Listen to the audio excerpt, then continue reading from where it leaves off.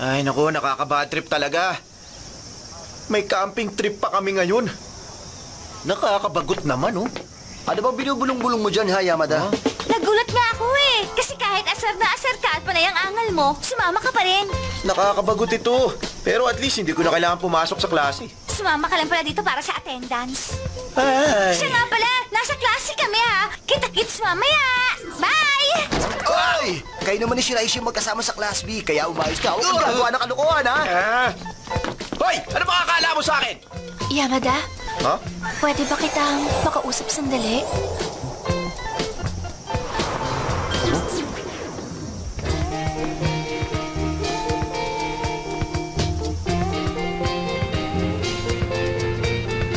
Urara, may chocolate ako oh. Gusto mo bang tikman? Try mo rin ito, masarap oh. Mag-snack ka na muna. Ah, talaga? Wow, salamat ha. Ang ganda ng naisip na ideya ni Shiraishi.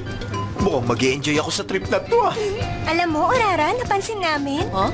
Parang ang laki na ng pinagbago mo. Huh?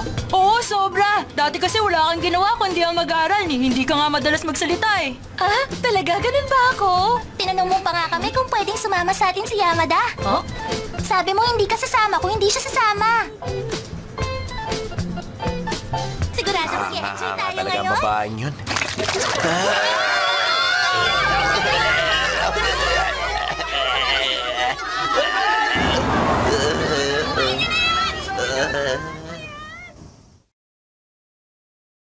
Wow! Dito ba tayo mag-stay? Mas maganda to sa inaasahan ko. Halika na, Urara! Sumama ka na rin, Yamada! Huh? Group A tayo! Dapat sama-sama tayo mamasyal! Narinig mo yun? Tayo na raw. Nahihilo pa ako, eh. Magpapahinga na lang muna ako sa kwarto. Tayo na, Urara! Oo, maghintay kayo! Sige, papunta na ako! Paunahan naman yan!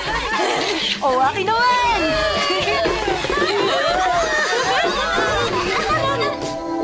Ang saya-saya! Gusto ko pa mamasyal eh! Ang aga naman nila magpa-dinner.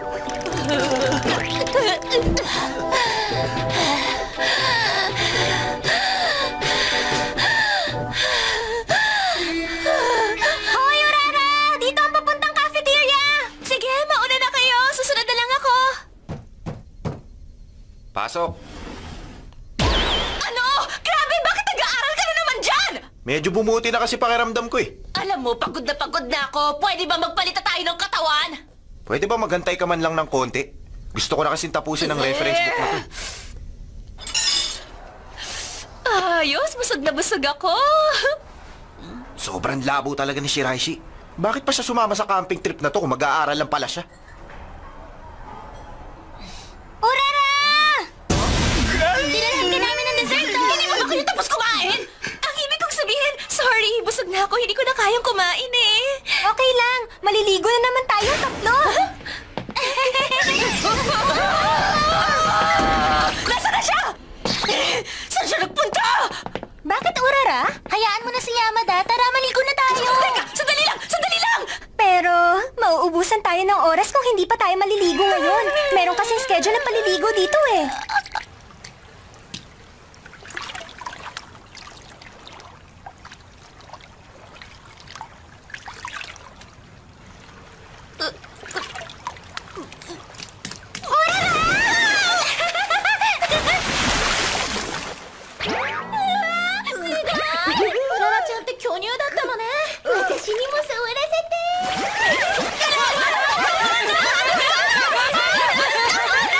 Tigilan niyo na ako! Ay, nakakapagod. Okay, yung susunod natin gagawin, magkukwentuhan tayo sa buong magdamag. Yay! Hindi ko na kaya ito! Hindi pa rin bumabalik si Shiraishi. Nabibwisit na ako sa mga to. Tutulugan ko na lang to. Alam mo, natutuwa talaga ako at sumama ka ngayon, Urara. Oo nga, seryoso. Ang saya-saya talaga. Ibig kong sabihin, lagi ka kasing wala sa mga ganitong event. Bakit nga pala ngayon mo lang napagpasyang sumama? Ano bang meron? Kasi nga, nandito tayo. Hindi, joke lang. Sandali lang ha. Oh? Ha? Bakit Ngayon ka lang. Ewan ko sa'yo! At saka, bakit nag-aaral ka na naman dyan at nagdagdag ka pa ng mga libro? Ano ba talagang balak mo't sumama ka pa sa camping trip na ito? Kahit kailan hindi ka pa sumama sa ganitong activity, hindi ba? Kung gano'n, kaya ka ba sumama ngayong taon? Dahil meron kang gustong makuha?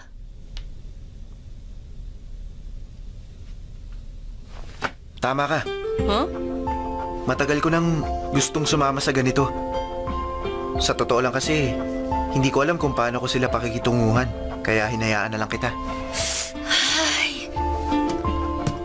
Alam mo, nagsasawa na rin ako sa ganito eh. Sabi ba naman ng mga babaeng yun, magdamag daw silang magkwekwentuhan. Bakit naman ako magtsatsagang samahan sila? Hay, nako. Huh? Halika na nga! Oh!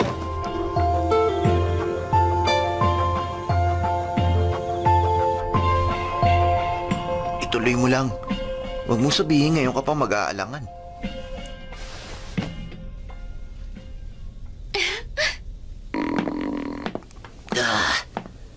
Grabe talaga siya. Aral pa rin ang aral kahit kumakalam na sikmura. Meron pa kaya silang natitirang pagkain sa cafeteria? Pwede ba kitang abalahin sandali, Yamada? Huh? Pwede ka bang sumama sa akin sandali? Ang babaeng ito. Siguro dapat muna akong magpakilala, Yamada.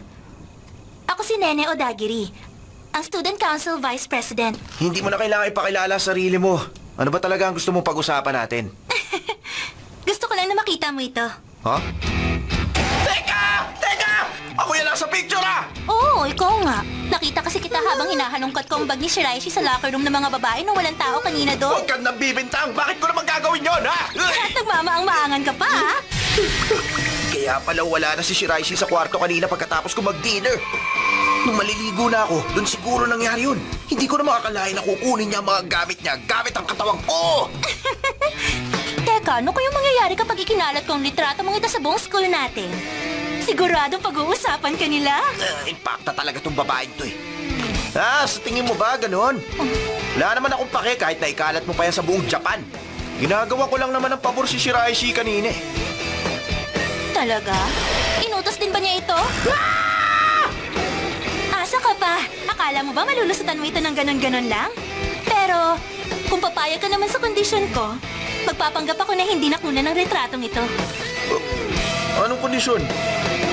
May national mock exam na magaganap sa Makalawa. Gumawa ka ng paraan para hindi makapag-exam si Urara Shiraishi. Ano? Talo ako! Pwede ba tigilan nyo na yan? Pakinggan nyo nga ako! O sige, nakikinig kami. Kung ganon, ano ba sa tingin nyo ang tumatakbo sa utak ng babaeng yun? Obvious naman na gusto lang niya akong isabotahe eh. Ako ang pinuri ng presidente sa pagkumbinsi mo kay Shiraishi na pumasok sa college balang araw.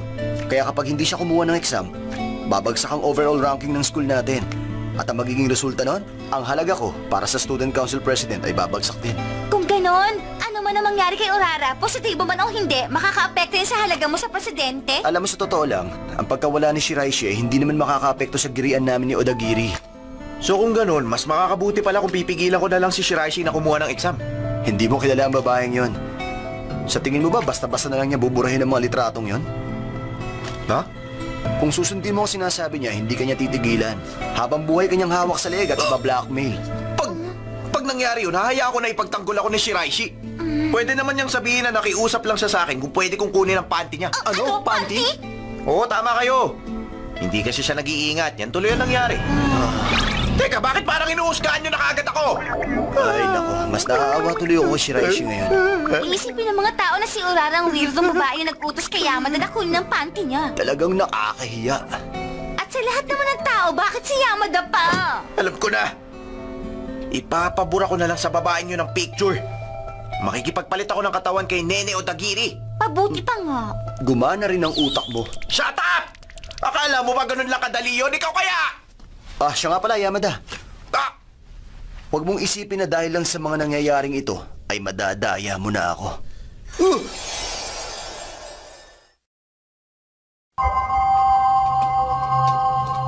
Gaano ka-importante ba talaga ito? Para hatakin mo ako dito ng ganitong oras? At talagang itinoon mo pa ang paglapit habang papalabas ako ng bathhouse? Hindi ko naman sinasadya. Malay ko bang naliligo ka doon sa bathhouse? Sige na nga. Ano bang kailangan mo sa akin? Uunahan na kita. Kung tungkol yan sa pagtanggi mo sa kondisyon ko, mabuti pang wag mo nang ituloy. Walang kinalaman yun doon. Gusto ko lang nahalikan mo ko. Ha?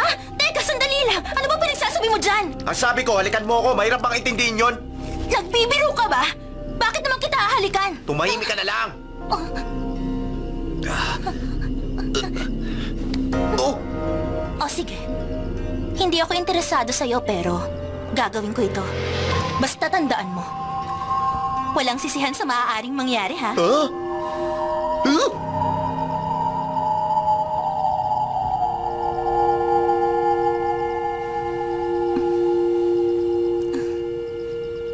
Ano, kontento ka na ba? Kung ganon, babalik na ako. Napakawalang kwenta talaga. Ano? Ikaw naman ang nagsimula ng lahat, ah! Teka, bakit hindi kami nagpalitan ng katawan? Ba't ganun? Parang meron yatang mali. Parang may kakaiba sa babaeng yun. Hindi siya pangkaraniwan. Kung ganon, may mga tao pala na hindi tinatabla ng powers mo. Mabuti pa. Subukan natin. Ano ka ba? Bakit mo ginawa yun? O ano? Teka, hindi kami nagkapalit ng katawan. Ba, totoo nga. Eh, kung ako? Oo, ano ha? Ang weird. Isa lang ang sigurado. Nawala na ng bisa ang kakayahan mo makipagpalit ng katawan. Ha? Ano? Seryoso ka ba dyan? Pero bakit bigla na lang itong nangyari? Isa lang ang naiisip ko na dahilan. Malamang, napagod ka lang talaga. Oo nga, ang dami na nangyari kaya napagod na ako ng husto. Hindi, malamang dahil matagal ka lang nasa katawan ng iba. Ha? Ganun ba yun? Oo, inaantok na ako. Tulog na tayo. Bukas na lang natin subukan yan. Mabuti pa nga. Oh, sige na nga. Nasaan na yung ingredients? Ano bang ilalagay natin? Asin lang o yung barbecue sauce? Ano bang kabutihan ng maidudulot ng barbecue party? Para namang mababago ng pagkain sa labas yung lasa ng pagkain. Mabuti pa ipagtapat ko na kay Shiraishi ang lahat. Ipagtapat ang Oh? ano? Ipinagluto kita ng yakisoba. Hindi nga, yakisoba ba yan? Oo.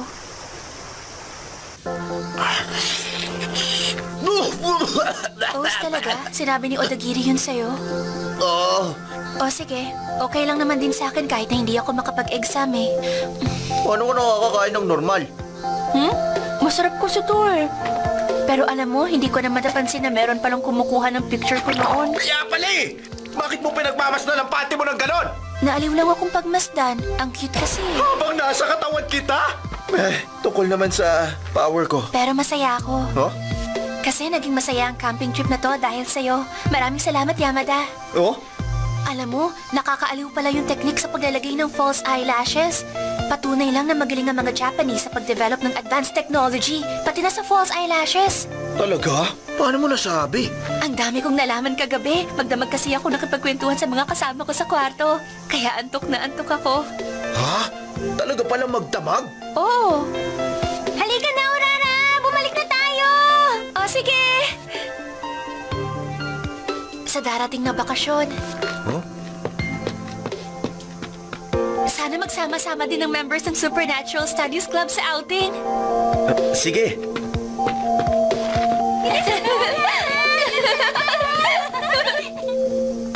Ang Supernatural Studies Club? Siguro mabuti na rin na hindi ko sinabi sa kanya na nawala ang powers ko.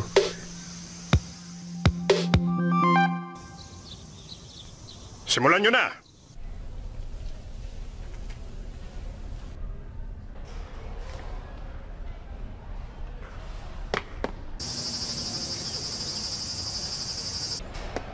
Hindi pumasok si Shiraishi.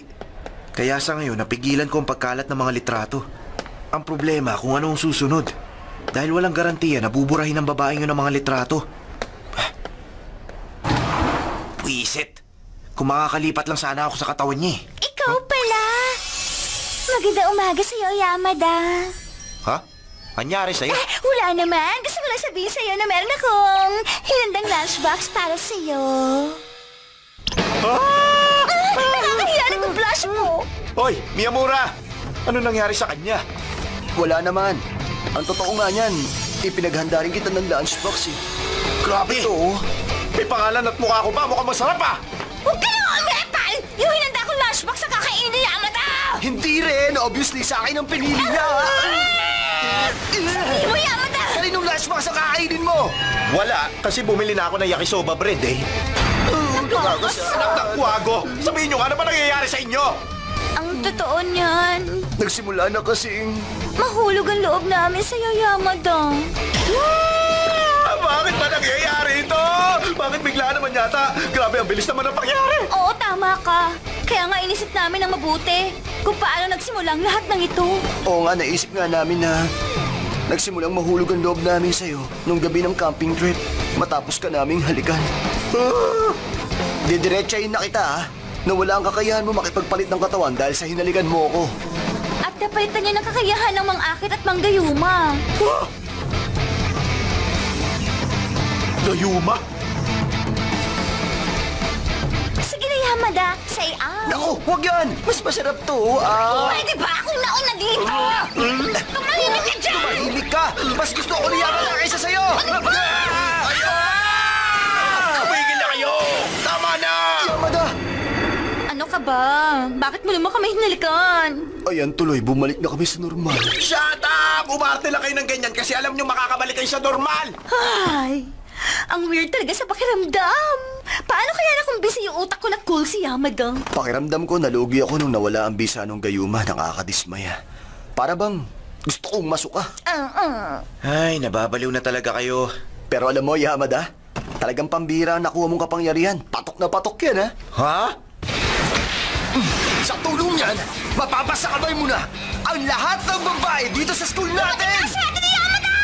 Ewan, para naman kailangan ko ng ganitong kapangyarihan. Ayaw ka na naman eh! Napapanggap na mahiyain. Uy, Yamada, subukan mo halika si Shiraishi. Tignan natin ang mangyayari. Ha? Ano? Oo, tama. Ano nga ang mangyari kay Urara kapag pinablan siya ng luma mo?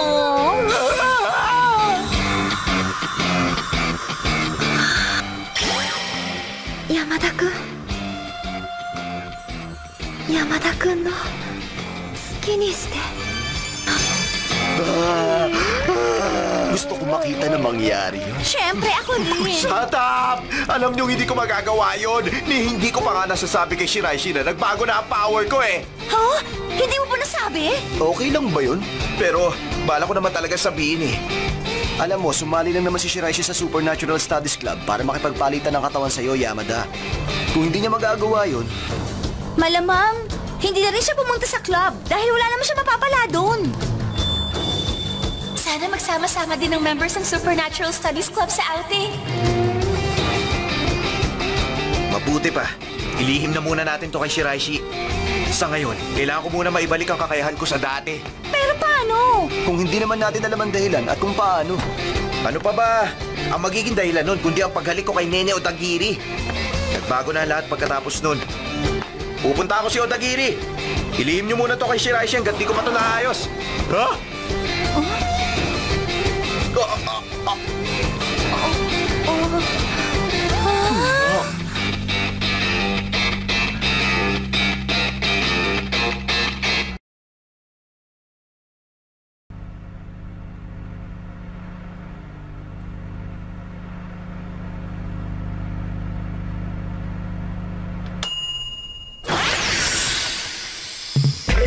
Shabashi! And Chubami's School Introduction Corner! Yo! Kami ang Yakisama Bread Fairies! Ako si Subashi! Hele! Ako naman ang ate ni Subashi na si Subami! Narito kami para magkwento sa inyo! Ito ang Susaku Private High School! Isa itong super mammoth school na may 1,000 estudyante kada grade! Wow! Kung gano'n, napakarami palang magagaling na estudyante dyan! Oo naman! Sikat na sikat daw yan bilang isang prestigious college prep school! Bukod doon, may mahigit 100 taon daw yan ang puno ng kwento! At ang lahat ng nasa student council, patuloy na pinoprotektahan ang tradisyon ng Suzaku High School, di ba? Ano pinoprotektahan? Baka pinaghaharian ka mo! Ano ka ba naman? Huwag mo naman palabasin na maraming skandalosong nagaganap dyan! Totoo naman eh! Ipamumukha nila sa mga estudyante kung gaano sila ka-powerful. Isang malaking kasinungalingan. Hindi totoo yan! Anong hindi? Nakakairita ka talaga! Itong sayo!